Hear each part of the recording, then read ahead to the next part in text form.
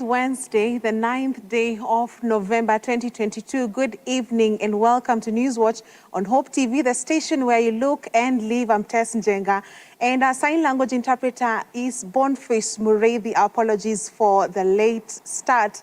In the course of this bulletin, actually shortly, we will be discussing the cause and mitigation of climate change with Mary Mutemi, who is the program manager, Green Africa Foundation, and Professor James Biu Kungu, who is a landscape restoration and climate change from Kenyatta University. So stay tuned. You can also engage us on our social media platforms at Hope TV Kenya, where we are streaming live. But first, the day's stories. We start with some good news now. Kenyans holding ordinary passports will be granted entry to South Africa according to the new visa-free regime between the two countries. President William Ruto on Wednesday said the deal had been arrived at after an intervention by South Africa's President Cyril Ramaphosa. The two presidents also discussed issues to do with trade to promote and enhance importation and exportation. Dolly Murigi begins with this report. Starting 1st January 2023, Kenyan ordinary passport holders will be allowed to enter South Africa visa-free for up to 90 days a year. This is part of the new resolutions announced by President William Ruto and South African President Cyril Ramaphosa on Wednesday at State House, Nairobi. In a joint address after holding bilateral talks, the two heads of state said they had loosened the existing stringent immigration policies between Kenya and South Africa in a bid to boost continental trade. Kenyans holding ordinary passports will be allowed to enter South Africa on a visa-free regime for up to 90 days per calendar year. The two countries have also agreed on a return policy when immigration laws and regulations are breached to make sure that bad elements that try to infiltrate our borders are dealt with firmly and decisively. South African President Cyril Ramaphosa, on his part, stated the two countries were working towards implementing the arrangement, and he is hopeful that plans will take effective in January 2023. That our officials will speed up the processes of putting this into effect, and that this dispensation will be available to Kenyans for a 90-day period in a given year, meaning that, yes, can use the 90 days, 10 days, 20 days, or whatever. For the full year, Kenyans will have a full 90 days. At the same time, the two leaders say they had agreed on a return policy in instances of breach of immigration laws and regulation of both countries. And this, in many ways, just strengthens the relationship between South Africa and Kenya, but more importantly, the people-to-people contact, because as you and I observed, Kenyans and South Africans have multiplicities of relations, both business, social, communal, at relatives level. They want to be able to travel, and tourism also between our two countries will be greatly enhanced through this. The dissolution of stringent laws of traveling to South Africa should see Kenya widen its scope in areas of employment, business and trade in effort to strengthen already existing Kenya-South African partnerships. Dolly Murigi for Hope TV, Nairobi. Much appreciated, Dolly, for that report. Now, the Kenya Kwanza Alliance and Azimio la Umoja One Kenya Coalition have unveiled a list of nominees to be elected as members of the East African Legislative Assembly, EALA. The coalitions will be competing for 9 slots allocated to Kenya's delegation at EALA. So far, Kenya Kwanza has a 15 nominee list, while ODM party has nominated 6 members. Jubilee has 2 nominees and Wiper has only 1 nominee. Prominent leaders like former nominated Senator David Sankok and Hassan Omar are among those who made the Kenya Kwanza list, while ODM leader Raila Odinga's daughter Winnie Odinga and Mombasa politician Suleiman Shabal appearing in the Azimio Coalition nominee list. details.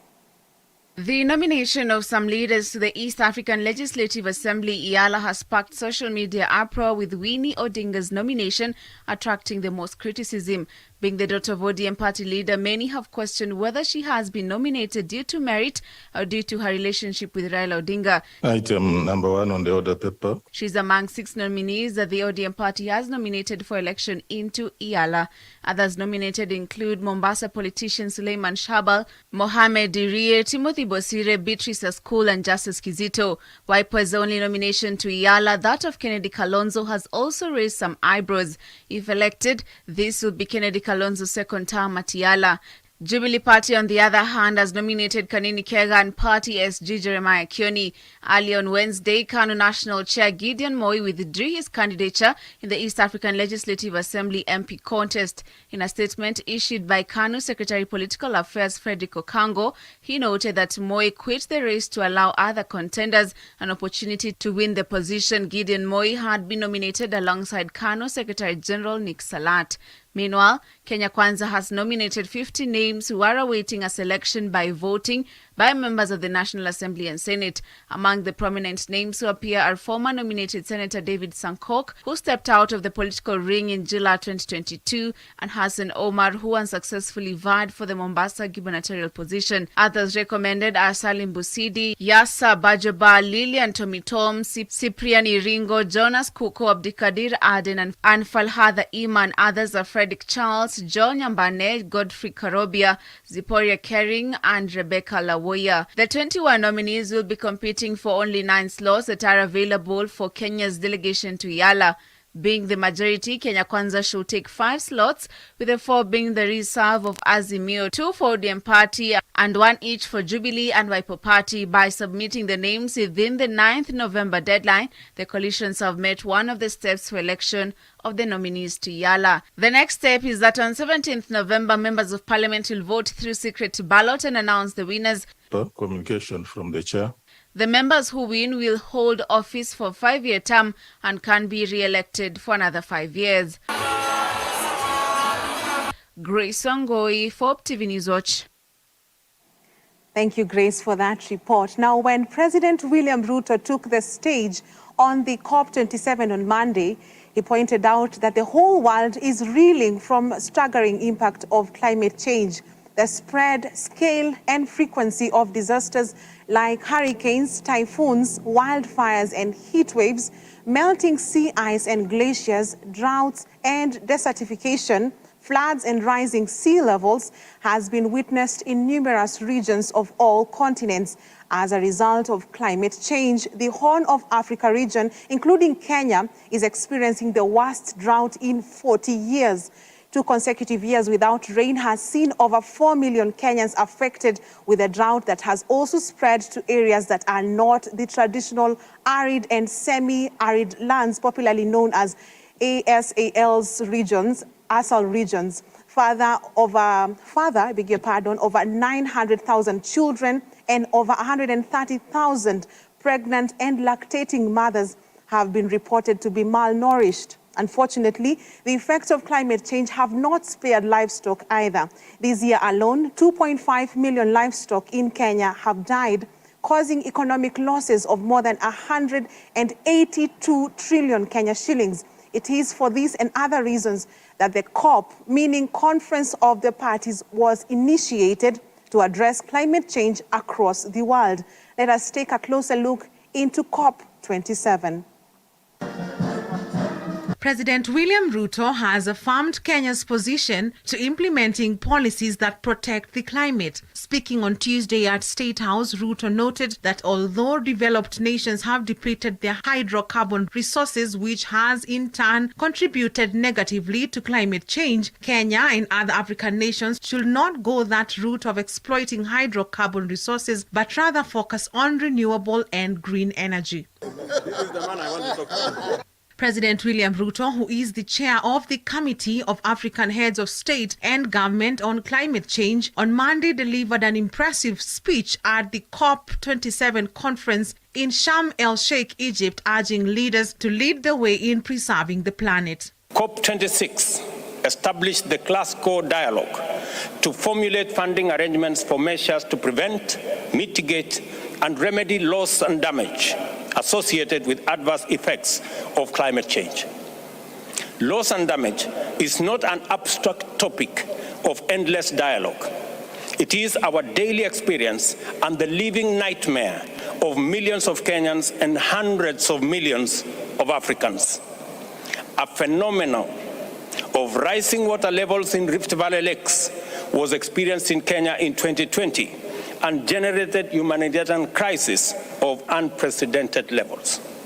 President Ruto also signed an agreement with UK Prime Minister Rishi Sunak to fast-track 6 projects worth 500 billion shillings to accelerate the flow of climate finance into Kenya, and witnessed the signing of an agreement with Fortescue Future Industries to fast-track the development of affordable green fertilizer. Since 2015, under the legally binding Paris Agreement Treaty, almost all countries in the world have committed to keep the rise in global average temperatures to well below 2 degrees Celsius and ideally 1.5 degrees Celsius above pre-industrial levels. To strengthen the ability to adapt to climate change and build resilience and align finance flows with a pathway towards low greenhouse gas emissions and climate resilient development. The COP Conference of the Parties is an annual event which began in 1992 that brings together world leaders to agree on how to jointly address climate change and its impacts. Governments participating in the COP have signed the United Nations Framework Convention on Climate Change, UNFCCC,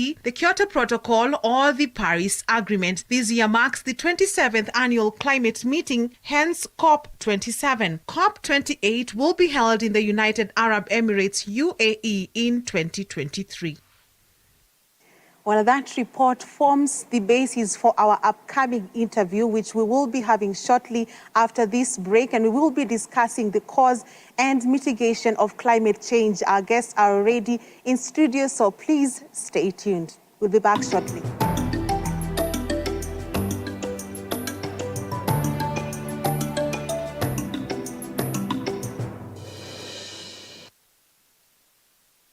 Praise Atmosphere is back. Big, better, and in person. Ministering will be Evelyn Wanjiru,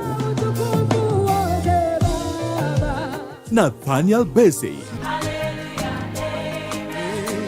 Amy Kosgei, Boaz Duncan, Pastor Tumaini, Ohema Mercy, Timothy Kitui, and Ishavuka Sharon on December 4th, 2022 at Sitam Karen, starting 2 p.m. to 9 p.m. Get your ticket now through M-Pesa, Paybill, or visit www.praiseatmosphere.com. See what the Lord has done.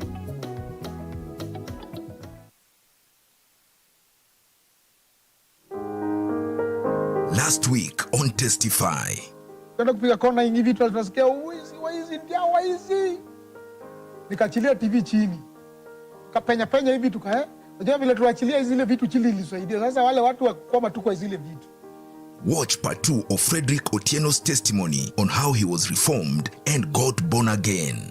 Na maisha yako kutoka ubadilike ukiangalia nyuma, yani unaonanga Mungu alikufanyia nini? Mungu nilianza nikisema waachana Mungu aitwe. Wacha Mungu aitwe. Mungu akisema atakubadilisha atakubadilisha. Na ukimrudia anajua roho ile inaweza mrudia. Mungu hujua roho ya mwanadamu. Only on Hope TV. Look and live.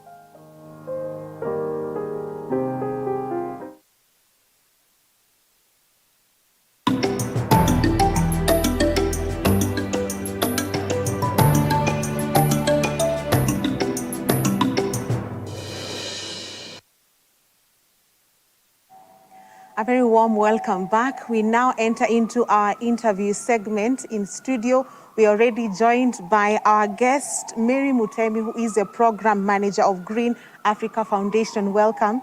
And we also have Professor James Biu Kungu, who is the landscape restoration and climate change in Kenyatta University. Welcome. Please help us. Let's start by understanding what causes climate change. To what extent do you think climate change has caused drought in the country? Let's start with Mary, please. Yes, thank you very much, Tess, for having us in studio tonight. Why climate change is the cause of drought? Number one, we've had increased global temperatures. When the temperatures increase, we have a lot of evaporation. So our soil moisture is getting lost. Then from there now we have dry conditions. We have inadequate water. So that is one of the reasons why we can say climate change is a cause of drought that we are experiencing in the country and that we have seen before. Welcome, Professor. Thank you. Please greet us and tell us something about what is causing the prevailing circumstances in our country at the moment. Thank you. Thank you very much for inviting us so that we can be able to help our people understand issues related to climate change. I'm Professor James Fiukongo, as you have rightly said, a professor of landscape restoration and climate change and the acting principal for Mama Ngina University College, which is a constituent college of Kenyatta University. When we talk about climate change,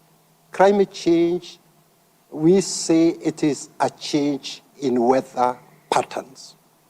And usually, when it comes to the weather patterns, if it is a duration that is less than 30 years, we refer to it as climate variability.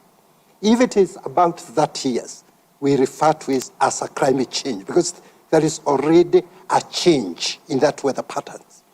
And for our country, Kenya, currently, just like the other parts of the world, we are experiencing the vagaries of climate change. And you mentioned it during the news on some of the impact that we are having as a result of this change in the weather patterns. We know even before there used to be droughts, there used to be flooding, but now what we are seeing is the frequency of droughts increasing. Before, you could be able to have drought maybe after every 10 years. But now we are seeing a situation where even after 2 years, like you mentioned, we have some parts of this country, for the last 2 years, they have not experienced rainfall. So this is the result of climate change. And maybe the big question we may be asking ourselves is what is causing the climate change? What causes the climate change is issues to do with greenhouse gases. Greenhouse gases like carbon dioxide, nitrogen oxide, methane gas, or sulfur dioxide, chlorine, all these, but most of it is coming from carbon dioxide that is so much emitted from the fossil fuels. Yes. Thank you so much, Professor. What would you tell a Kenyan who doesn't know or doesn't really care about what climate change is? Why should we be concerned about our climate changing? Yeah, as Kenyans, we should be very, very much concerned.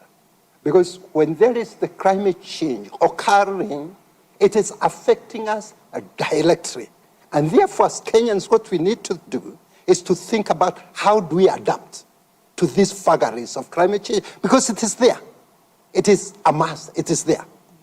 And most of the time what we need to do, yes, we need to think about mitigation. Mitigation is ensuring that the problem of climate change does not continue, but at individual level. Let's know how do we adapt to these vagaries of climate change. Because if we don't adapt, then we are going to be eliminated. Just like what we know about the dinosaurs. They used to be here, but they couldn't adapt, and therefore they disappeared. Mm-hmm. And as a country, we have to put a lot of priority on adaptation measures for us to survive these vagaries of climate change. Thank you, Prof. Mary, Yes. maybe help us understand, as individuals, what can we do even in helping to combat this climate change? As individuals, maybe one thing we need to understand, climate change affects everybody. Whatever sector you're in, climate change affects you wherever you are. Because when we have inadequate water supply, everybody needs water. If you don't have water, everybody is suffering. So what we need to do, number one, we need to help the communities to be able to be resilient to climate change, because the communities outside there are really suffering. So we need to be able to help them to be able to cope with the situation. But besides that, we also need to be able to mitigate the climate change, like Professor has said. We need to be able to plant more trees in our country. Like the President of Kenya is calling upon everybody to plant trees. We need to make it a responsibility of everybody. We need to cut on the emissions. Like right now, we depend too much on fossil fuels, which is now the greatest contributor of the emissions, yet hence causing the climate change. So we need now to start using we need to start using the electric vehicles. We need to start using renewable energy. Of course, Kenya is doing very well because 93% of the energy that we use is renewable. So we need to turn away from those old practices. We need to turn away from using fossil fuels, using renewable energy. And that way, we will be contributing much in cutting the emissions and also combating climate change. Thank you. Let's now take a look at what is happening at COP27 in Egypt.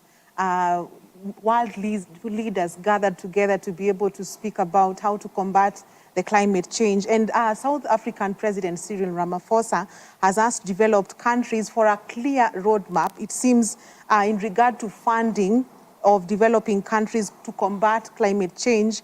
He has criticized them of making it difficult for African countries or developing countries to access funds. What's your take on this aid? Maybe let's start with Professor.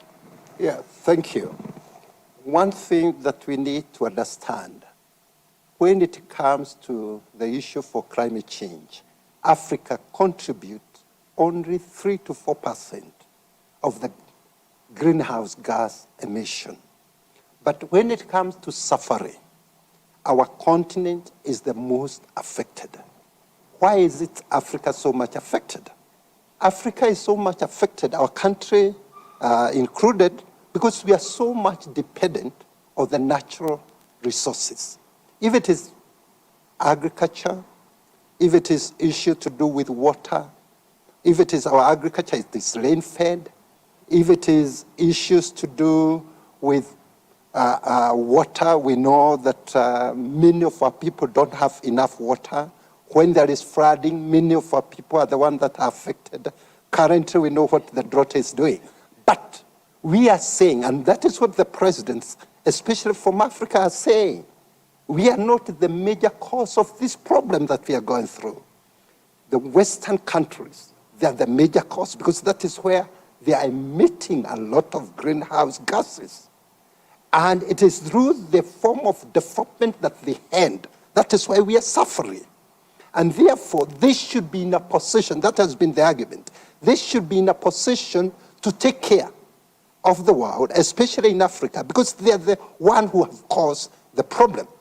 And we know, like in COP26, it was promised that we are going to get about $100 billion US. But you realize that money is not there. And that is why even our own president said it is time for the Western countries to act rather than just talking. And that is why now in COP27 we are saying it is not time for negotiating, it is not time for planning, it is time for action. Money needs to be put where it is supposed to be. And I like the way the African countries, especially our country, is going through. Because for us to benefit, then why don't we embrace green technology? And we are blessed as a country in that we can be able to generate most of our electricity is green energy.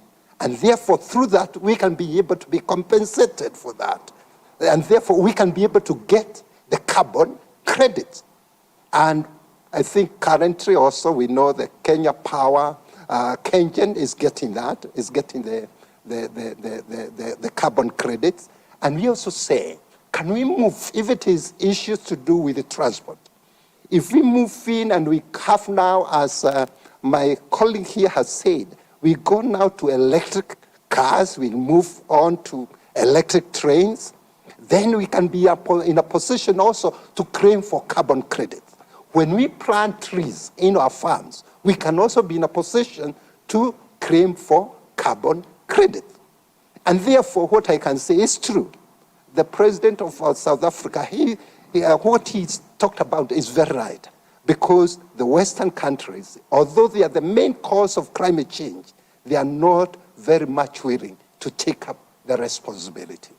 Quite unfortunate. Maybe just a follow-up in terms of what can developing countries do to hold them accountable? Because they seem to be, they are the developed countries that actually contribute most to the pollution, but it looks like the developing countries are at their mercy. So what voice or what can be done so that these developed countries can can implement what they promised? Let me say that it is a bit difficult, because kama Waswahili walisema mwenye nguvu mpishe. It is very difficult for African countries to hold the Western countries accountable for the problems they have done. Yes, our non-government organizations have been talking about it. But to me, as a person, what I think we should be able to do is to have the Western countries come and invest in the green infrastructure, green industry, and that way, as a country, we'll be benefiting because there'll be job creation. We can also be in a position, as I said, when they invest in green projects, we can be able to claim for carbon credit. Why I'm saying that is that even the money for carbon credit, most of it, you realize, is coming from private companies. And therefore, to me, and that is what I believe in, as a country, we should be so much fighting to see how do we adapt to climate change.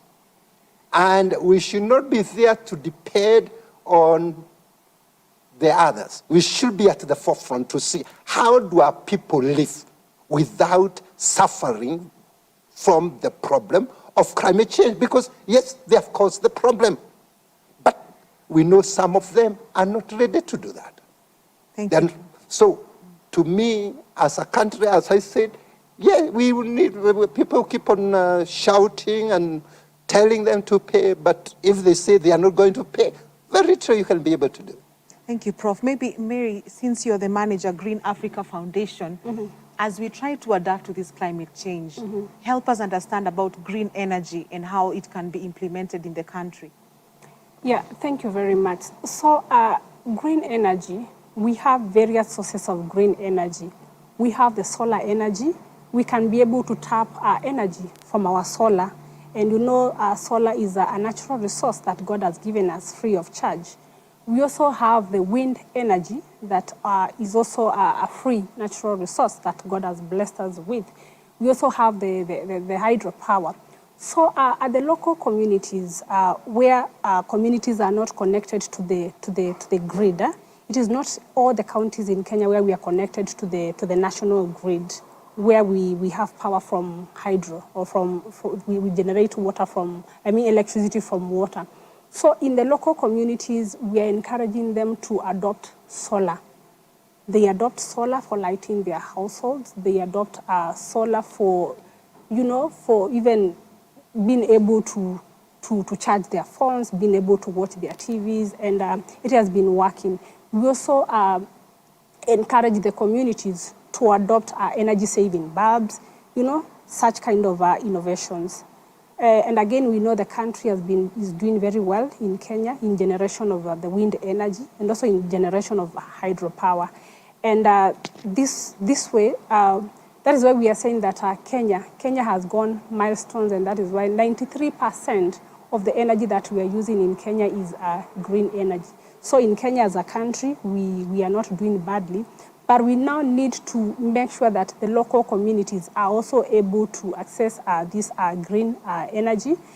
And that is where the government has also been having various projects in ensuring that every household is connected to this type of energy. Yeah. Thank you very much. Maybe time is not really on our side, but as we come to a conclusion in terms of COP27, I beg your pardon, that is still going on, what do you think Africa should be looking forward to in the coming years in terms of implementing measures of combating climate change? Maybe let's start with you, Mary, and then Professor. Yes, thank you very much. I think reiterating from what Professor has said, the message outside there is very clear.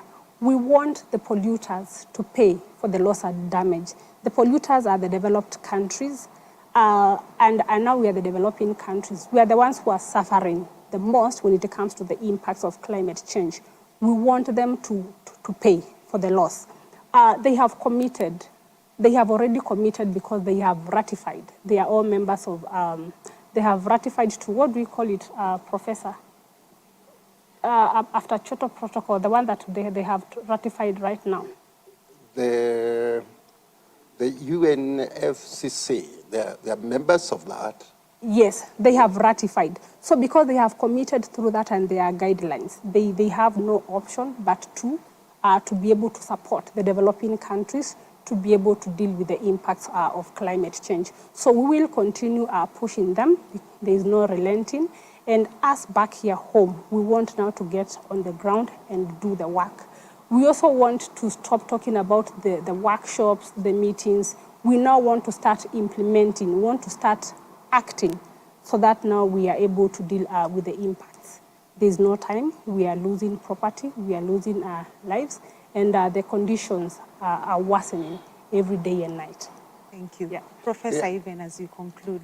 Yeah, I think as a country, we have to put our house in order. One of the biggest problems we know with the climate change relates to food security.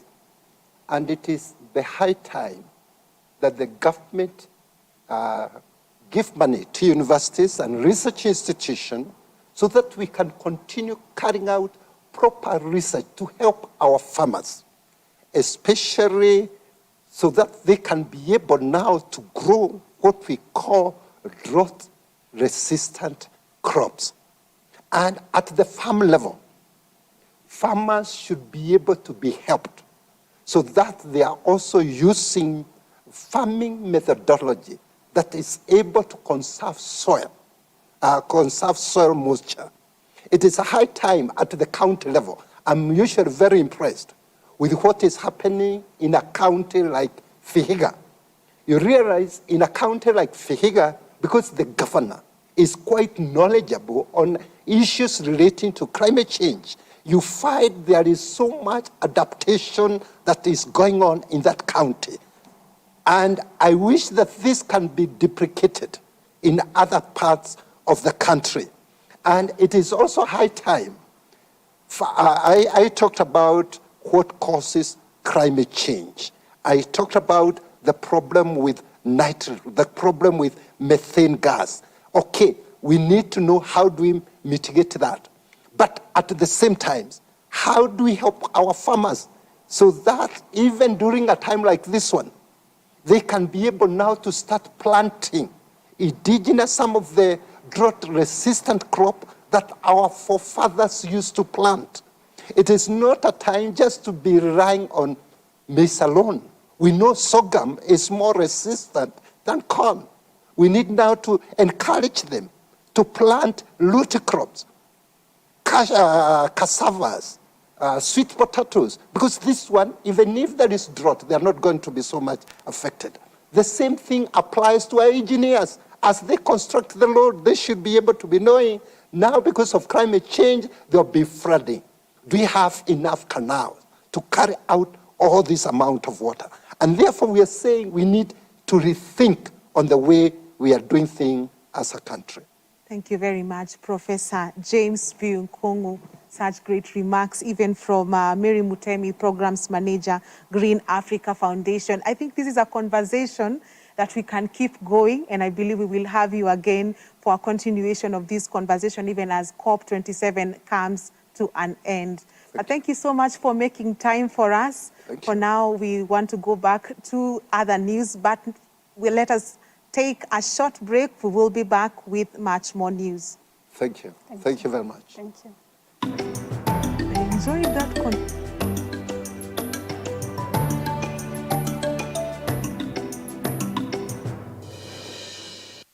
Hope TV is where you look and live, with an excellent selection of the best Christian programming consisting of local and international content, of inspirational stories, talk shows, Bible commentary, youth, health shows, children entertainment, contemporary gospel music, extended times of worship, live broadcast, news, movies, drama, Christian ministry programs, and so much more.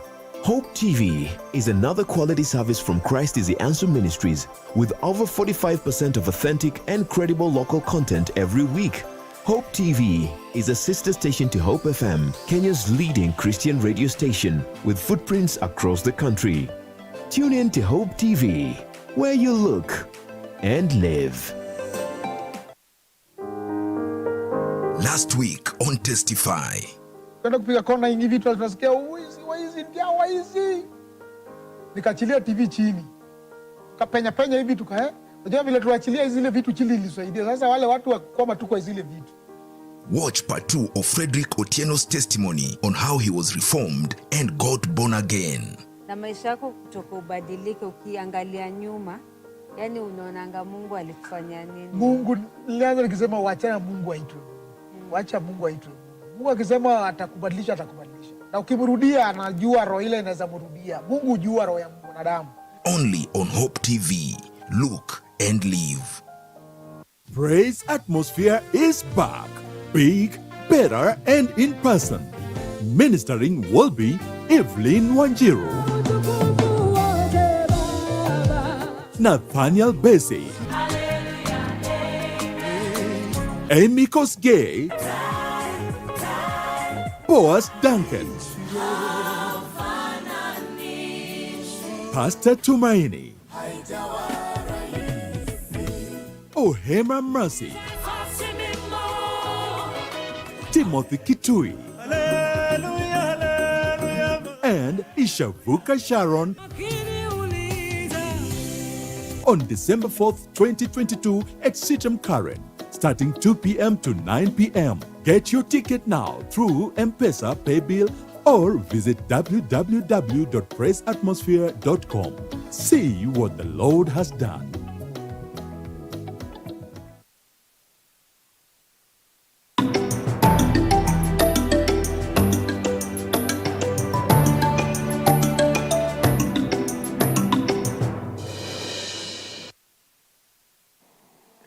Welcome back. Human rights organization Haki Africa, in collaboration with other civil society organizations, have denounced Fafi Member of Parliament Salah Yakub's proposal to remove two-term presidential limit, claiming it is unconstitutional. Haki Africa Executive Director Hussein Khalid noted that there was need to respect the constitution, as it is one way to uphold the country's democracy. Additionally, the civil rights groups called for the government to look into the reduction of food prices. Implement Katiba, implement. Fafi MP, Honorable Salah Yakub should immediately apologize. There has been brought a kind of motion, or people are planning to have a motion to extend the presidential term limits even before Kenyans see fulfillment of any promises this government has made. It's time now to think of that Kenyan who is dying. And then those other matters have about 10 years if the present president could go for 2 terms. And I think for all that time we can discuss other issues. But for now, it's the Kenyan who is dying, it's the Kenyan who cannot meet the basic needs. That's our take.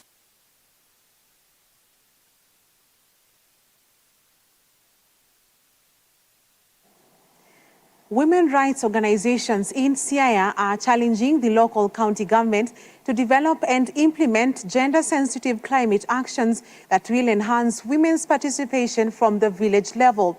Through the Siaya Muungano network, the women have called on the county government to set aside 2% of its development budget to support climate change adaptation initiatives in the county.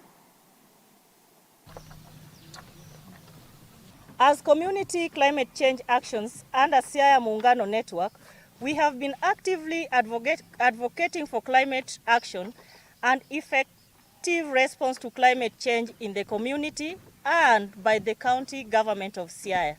Today, as the world meets in Egypt for climate conference, that is COP27, we galvanize our powers to send out a strong message to the county government of Siaya to respond to our climate change priorities. We therefore strongly call upon the county government of Siaya, led by Honorable Bob Agre Orengo, Governor of Siaya County, to 1. Develop and implement gender-responsive climate actions, budgets, policies, and plans from the county to the grassroots level that support women in priorities in the climate change and local solutions. As a network of CSOs, we are trying to bring our champions together to be able to create more awareness on climate change issues and how best we can adapt. We are trying to move away from mitigation a bit so that we move into survival, because where we are at a danger zone. So we are encouraging survival activity.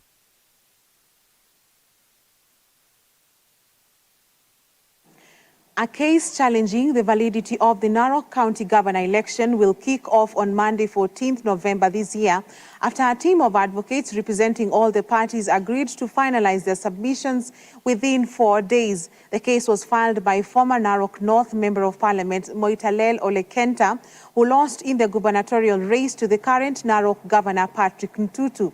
Kenta, who was represented by Professor Tom Ojende and Paul Nyamodi, has named the Independent Electoral and Boundaries Commission, IEBC, as first respondents, while Governor Ntutu was named as the second respondent. The application dated 4th November 2022 by the petitioners, and the application dated 27th October 2022 and 5th November respectively. Network for Adolescents and Youth for Africa, NAYA, is calling for legislation that safeguards youth and adolescent rights and protects them from teenage pregnancies, drug and substance abuse, and gender-based violence. Speaking after Adolescent and Youth Sexual and Reproductive Health and Rights Consultative Forum, NAYA Director Victor Rusugu noted that it is time health systems are structured to cater for the needs of adolescents and youth who have early pregnancies, addicted to drugs, or are victims of gender-based violence. Whatever recommendations that the teams are going to make, we are going to have them discussed by our members. And if there is need to pass laws, there is need to pass bills, then we are giving our commitment to the experts that we really are on the forefront. And the goodwill is there, as you can see by the numbers of the number of members who have attended this forum here today. So we'll make the laws.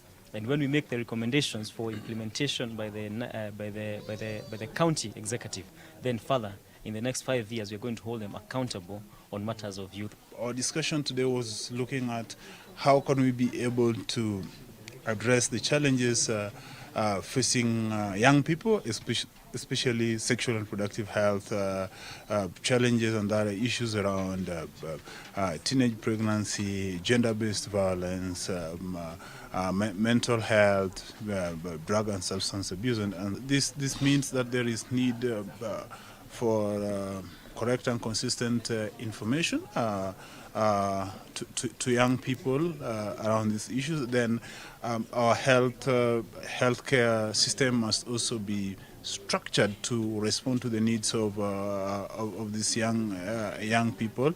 There is also need for parental and peer support to young people to be able to make the right decisions around their sexuality. Basically, the issues of the network of youth on issues to do with adolescents is an issue that the committee also looks into. In the last assembly, we had an engagement with them. They also played a big role in advocating for some of the policy and also legislative agenda. The Nairobi City County gender sexual-based violence came also as a result of this close engagement. And basically, we are looking at youth in a context of a devolved system where we can say youth is not a devolved function, but all devolved functions have adverse effect to youth. Leaders drawn from the various parts of Embu County have rallied the national government to construct dams in the county to find a lasting solution to food insecurity that has led to hundreds of households in the county affected by the pangs of hunger. Speaking during the launch of Relief Food Distribution Program, presided over by Agriculture Cabinet Secretary Mithika Linturi in Riamurai Primary School in Bere South, Embu, the leader said that irrigation is the ultimate solution in guaranteeing food security in Embu County and in Kenya. Our very own Kennedy Kimani with more on this story. With the biting drought which has affected many in the country, leaders drawn from the various parts of Embu County have rallied the national government to construct dams in the county to find a lasting solution to food insecurity that has led to hundreds of households in the county affected by the pangs of hunger. From the time these dams were constructed, ni mwaka gani hizo buffer zones zilitumika? Kulikuwa na maji mingi, ikaleta shinda, ikaumiza wananchi. Ni mwaka gani? Sisi tumekuwa hapa mbele miaka mingi. Ni mwaka gani? Hakuna. If we have retrogressive policies as a government, we must do away with those policies. Tunajua labda hatuwezi tukaruhusiwa kuenda katika hizi damu kupata maji. Tutafutiwe njia mwafaka ya kufikia yale maji. Labda kamfereji kidogo katobolewe, kaepelekwe katika maeneo fulani katika vijiji vyetu tuweze kupata maji. Speaking during the launch of Relief Food Distribution Program presided over by Agriculture CS Mithika Linturi in Bere South, the leaders say that irrigation is the ultimate solution in guaranteeing food security in the country. Kama muko na shinda ya maji, kuna mimea kama ile inaitwa cassava, kuna sorghum drought tolerant, na jana nimesikia tumeshalisha cassava zingine ambao ukipanda hapa kwenu eka moja inatoa tani 45 tons kutoka eka moja. Hiyo ikipatikana hapa tukipanda, despite the condition ile iliyoko hapa, mtatengeneza pesa na tutauza.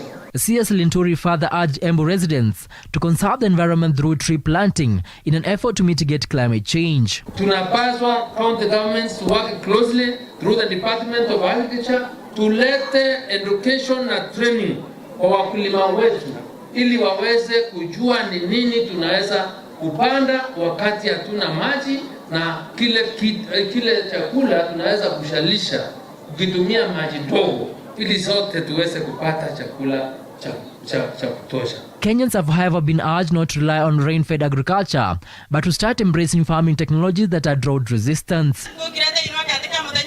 Kennedy Kimani, Hope TV News Watch.